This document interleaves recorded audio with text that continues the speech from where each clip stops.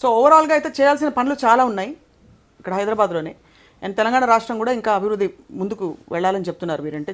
మీరు తప్పకుండా వెళ్ళాలా, మేము కూడా అందరం సహకరిస్తాం. ఆంధ్ర రాష్ట్రం కావచ్చు, తెలంగాణ కావచ్చు, భారతదేశం కావచ్చు. ఈరోజు దేశంలో ఒక మంచి పరిణామం ఏర్పడింది. గుజరాత్లో నరేంద్ర మోడీ గారు ముఖ్యమంత్రి ఉన్నప్పుడు ప్రారంభమైంది. రాష్ట్రాల మధ్యలో డెవలప్మెంట్, ఇప్పుడు బీజేపీ రాష్ట్రాల మధ్యలో మేము పోటీ ఉంటుంది. మాకు మధ్యప్రదేశ్ ముందు ఉంటుందా, ఛత్తీస్గఢ్ ముందు ఉంటుందా, రాజస్థాన్ ముందు ఉంటుందా, లేకపోతే అస్సాం ముందు ఉంటుందా, హర్యానా ముందు ఉంటుందా, జార్ఖండ్ ముందు ఉంటుందా, మా పార్టీలోనే మా ముఖ్యమంత్రులకు పోటీ. ఈరోజు మిగతా ముఖ్యమంత్రులకు మా పార్టీకి పోటీ.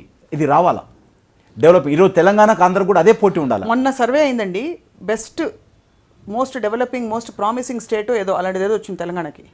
ఎవరిచ్చారు అంటే ఎవరో CNN IBNO వీళ్ళెవరో. ఇప్పుడు ఇక్కడ ఉండేటువంటి ప్రభుత్వము మేము ఇంటింటికి నీళ్ళు ఇస్తాము, మంచిది.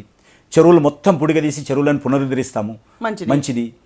మేము ఇక్కడ ఉన్నటువంటి అందరికీ పేదవాళ్ళందరూ కూడా మేము KG to PG విద్య ఇవ్వబోతున్నాము, మంచి ఈ రకమైనటువంటి స్కీమ్స్ చెప్పాడు కాబట్టి మంచిది అంటున్నారు అందరు. తప్పేం లేదు, చేయాలని కోరుకుంటున్నాం.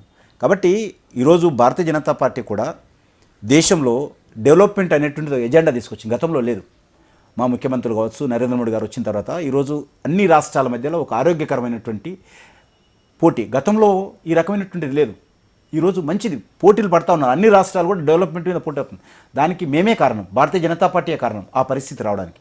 అన్ని ప్రభుత్వాలు కూడా పోటీ పడుతున్నాయి. పోటీ పడాలి. పోటీ పడకపోతే, అభివృద్ధి చేయకపోతే ప్రజలు మళ్ళీ ఆ పార్టీలను దగ్గరికి రానివ్వరు. ఆ పరిస్థితి తీసుకొచ్చింది భారతీయ జనతా పార్టీ. సగర్వంగా కోరుకుంటున్నాం, కావాలని కోరుకుంటున్నాం. మరింత పోటీ రావాలి. అన్ని రాష్ట్రాల్లో నీతివంతంగా నిజాయితీతో పనిచేయాల్సిన అవసరం ఉంది. లేకపోతే రానున్న రోజుల్లో మనం అనుకుంటున్నాం ప్రజలు చాలా చైతన్యమవుతున్నారు మన దేశంలో.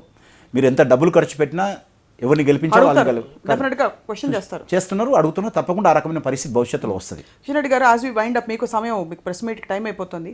నైమ్ ఎపిసోడ్ చూసి మీరు షాక్ అయ్యారా? మీకు అంటే అంతకుముందు పూర్వం పరిచయం ఉండిందా మొత్తం ఎపిసోడ్ తోటి? అంత లేదు, కానీ ఇంత ఉంటుందని అనుకోలే. కొంత అక్కడక్కడ చిల్లర గ్యాంగ్గా ఉంటున్నాడేమనుకున్నా తప్ప ఇంత మరి నటోరియస్గా ఇంత ఆర్గనైజ్డ్ క్రైమ్ చేస్తున్నాడు అనుకోలేను. అంటే వ్యవస్థని గురించి నిజంగా అన్ని పార్టీల వాళ్ళు నోళ్ళు తెరుచుకుని అలా ఉన్నారన్నమాట. నిజం, వాస్తవమే. మా పార్టీని కూడా అక్కడక్కడ బెదిరించే ప్రయత్నం చేశాడు, కానీ మా పార్టీ కార్యకర్తల మీద భువనగిరి ప్రాంతంలో బెదిరించేటువంటి ప్రయత్నం చేశాడు. నాకు స్వయంగా తెలిసి నేను కూడా పోలీసులతో మాట్లాడాను. కానీ ఇంత పెద్ద ఎత్తున ఇంత ఆర్గనైజ్డ్ క్రైమ్ చేశాడని నేను అనుకోలేదు.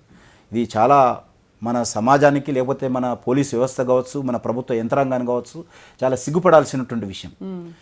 ఏదో నక్సలైట్లకు వ్యతిరేకంగా ఆయనను ఉపయోగించుకుంటున్నామని చెప్పి పోలీసులు ఆయనకు దగ్గరై ఈరోజు పోలీసుకు సంబంధించినటువంటి రాజకీయ నాయకులకు సంబంధించినటువంటి మరి వాళ్ళ వ్యవహారాలు చక్కదిద్దేటువంటి ప్రయత్నంలో కూడా ఈరోజు మరి నయీము కీలక పాత్ర పోషించాడంటే మనం నిజంగా ఇది చాలా బాధపడాల్సినటువంటి విషయము, ఇది సిగ్గుపడాల్సినటువంటి విషయం.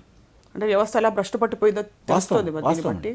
చాలా మొత్తం ఒక ప్యారలల్గా మనుషులను చంపేసి వాళ్ళని కాల్ చేస్తే కూడా రికార్డు లేదు పోలీస్ స్టేషన్లో.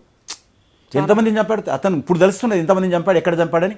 ఇప్పుడే అక్కడ అస్థికలు పంజరాలు తీసుకొస్తున్నారు పోయి ఎక్కడైతే చంపా. అది గవర్నమెంట్ రికార్డు దగ్గర ఎంతమందిని చంపుతున్నాం. ఇదే వ్యవస్థ ఎక్కడ ఉన్నది, మనం ఎక్కడ పోతున్నాం.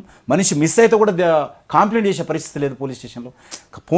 పోలీస్ స్టేషన్ కంప్లైంట్ చేసినా రికార్డు చేసుకునే పరిస్థితి లేదు. ఇప్పుడు ఎవరైతే మిస్ అయ్యారో కనీసం పోలీస్ స్టేషన్ రికార్డ్స్ కూడా లేవు. ఎవరైతే చనిపోయారో, ఎవరైతే నయీం చంపి అక్కడక్కడ పూడ్చిపెట్టాడో, ఎవరైతే కాల్ చేశాడో వాళ్ళ రికార్డ్స్ కూడా పోలీస్ స్టేషన్లో లేవు. కంప్లైంట్ కూడా లేదు, కనీసమైనటువంటి కంప్లైంట్ FIR కూడా లేదు. అలా ఉంది పరిస్థితి. అంత వ్యవస్థ సహకరించి అతన్ని అది నిజంగా. అంటే బట్ మొన్న బాహుబలి చూసారా? ఎందుకంటే బాహుబలి సినిమా ఎట్లుందని కాదు, మన తెలుగు అతను ఒక మంచి ప్రయోగాత్మకంగా మంచి సినిమా తీశాడు. హాయిగా సినిమా చూడడానికి కూడా మీరు వివరణ ఎందుకు ఇవ్వాలి సార్? మీ సినిమాలు చూస్తాను అని నేను చెప్పడం. ఎందుకంటే అక్కడ కూడా ఏమైపోతుందంటే మన తెలుగు చేశాడు కాబట్టి నేను చూశాను అని ఎక్స్ప్లెయిన్ చేసుకోవాల్సిన పరిస్థితి ఒక రాజకీయ నాయకుడు. ఎందుకంటే రాజకీయ నాయకుడు సినిమాలు చూస్తాడు అంటే అనగానే ప్రజాసేవ లేదా అంటే నేను వాస్తవం కూడా నేను అందుకోసమే చూశాను. అన్ని సినిమాలు చూడను. విశ్వనాథ్ గారి సినిమాలు చూసావని